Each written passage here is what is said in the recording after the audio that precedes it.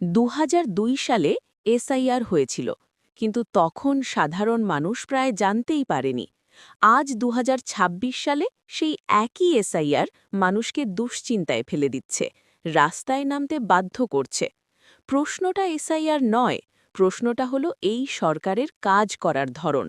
যে সিদ্ধান্ত মানুষের জীবনে সরাসরি প্রভাব ফেলে তা নেওয়ার আগে মানুষকে বোঝানো, বিশ্বাসে নেওয়া, এই দায়িত্বটা সরকারই এড়িয়ে যাচ্ছে।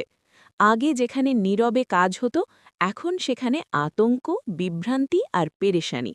ডিজিটাল যুগে দাঁড়িয়ে স্বচ্ছতার কথা বললেও বাস্তবে মানুষ উত্তর না পেয়ে প্রশ্নের বোঝা কাঁধে নিয়ে ঘুরছে। সরকার যদি সত্যিই মানুষের হয়, তাহলে নীতি চাপিয়ে দেওয়া নয়, নীতি ব্যাখ্যা করা দরকার। না হলে ২০০২ আর ২০২৬-এর পার্থক্যটা মানুষ শুধু পেরেশানির হিসেবেই মনে রাখবে। এটা উন্নয়নের রাজনীতি না, এটা মানুষকে অন্ধকারে রেখে সিদ্ধান্ত চাপানোর রাজনীতি।